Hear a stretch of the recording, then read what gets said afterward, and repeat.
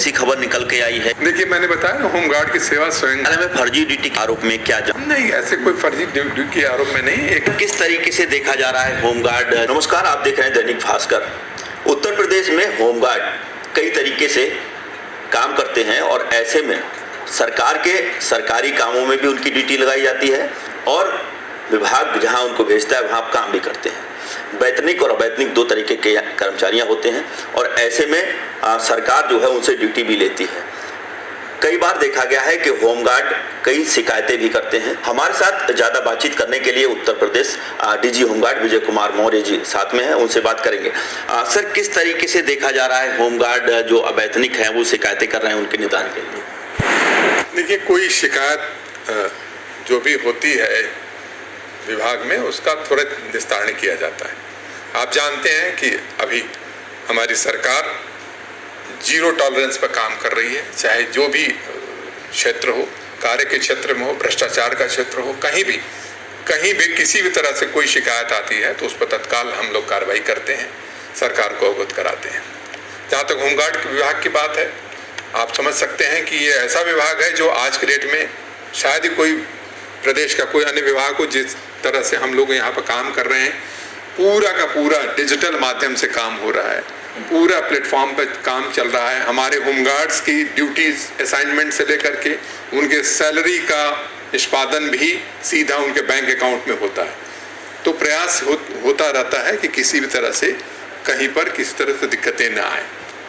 कई बार है, अभी जैसे कि हम लोगों ने एक अभियान चला रखा है कि शासनादेश है कि ऐसे होमगार्ड्स या ऐसे कर्मचारी अवैतनिक स्टाफ जिन पर की कोई मुकदमा दर्ज है, उसमें चार्जशीट लगी है और ऐसी धाराओं में चार्जशीट लगी है जिनका कि 7 वर्ष से ज़्यादा उसमें सजा का प्रावधान है, ऐसे लोगों को शासन ने आदेश किया है कि उन्हें ड्यूटी पर न लगाया जाए। तो अभियान चला करके इसमें कई शिकायतें प्राप्त हुई थी कि कई लोग इस तरह के हैं जो कि लगे हुए थे। इसलिए पुलिस विभाग से इनका पूरा विस्तृत वेरिफिकेशन करा करके ऐसे लोगों को अलग किया जाएगा और जो अच्छे लोग हैं उनको प्रोत्साहित किया जाएगा। हमारे विभाग में जैसे कि अभी माननीय मुख्यमंत्री जी ने सहृदयता दिखाते हुए हमारे सारे होमगार्ड्स के जवानों का आयुष्मान कार्ड बनाने के निर्देश दिए हैं।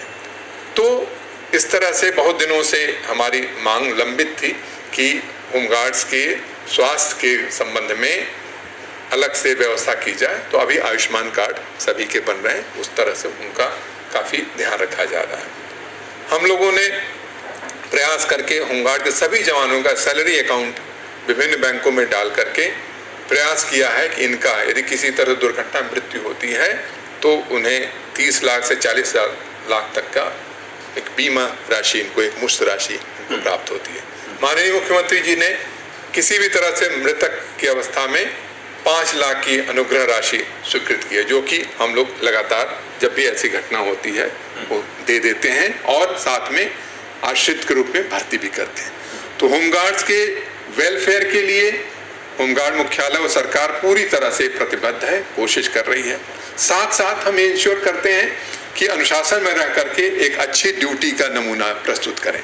आपने देखा होगा कि अभी जब भी 26 जनवरी पर परेड होती है तो होमगार्ड का जवानों कंटिंजेंट का प्रदर्शन उच्च कोटि का होता है। हमेशा 1, 2, 3 में कहीं न कहीं इनकी रैंकिंग होती है, हमेशा रहती है।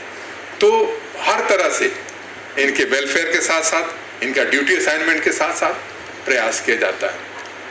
होमगार्ड के जवान आज के डेट में हमारे जो 112 की व्यवस्था है उसमें बहुत ही अच्छी तरह से लगे हुए हैं। जितने पायलट्स हैं, लगभग जितने भी 112 की गाड़ियां हैं उसमें आज के डेट में हमारे पायलट्स होमगार्ड के जवान लगे हुए हैं।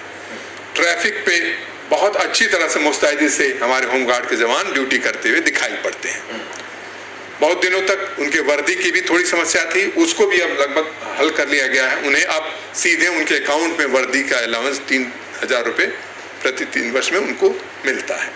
तो बहुत सारी चीज़ें हम लोगों ने उनके वेलफेयर के लिए प्रयास किया है। उनके सर्विस को, उनके काम को, जो स्वयं सेवक के रूप में काम करते हैं, वो और अच्छी तरह से काम कर सकें, उसके लिए लगातार प्रयास जारी है। मुख्यालय में फर्जी ड्यूटी के आरोप में क्या जांच अब तक हो रही है?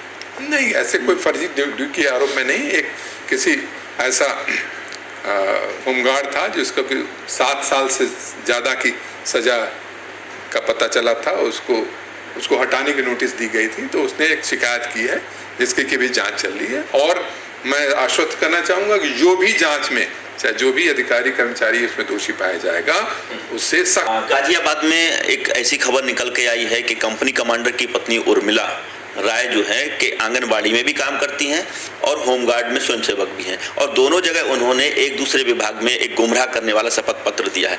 इसको संज्ञान में लेकर किस तरीके से कार्रवाई होगी? देखिए, मैंने बताया ना, होमगार्ड की सेवा स्वयं सेवक की सेवा है। तो पहले तो बहुत सारे ऐसे लोग भी जो सरकारी अधिकारी कर्मचारी भी यहाँ की सेवा कर सकते थे। बाद में ऐसी शिकायतें आई थी कि दो जगह से तनख्वाह लेने वाली थी, तो इसको अब डिसकंटिन्यू कर दिया गया।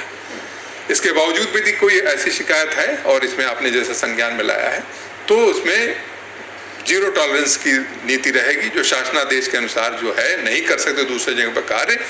तो यदि कहीं पर इस तरह से काम हुआ होगा तो उसमें रिकवरी की जाएगी और सख्त कार्रवाई की जाएगी। ठीक, तो ये देख सकते हैं, ये है उत्तर प्रदेश के होमगार्ड डिपार्टमेंट के सबसे बड़े अधिकारी, जिन्होंने आश्वासन दिया है कि किसी भी तरीके का भ्रष्टाचार बर्दाश्त नहीं होगा।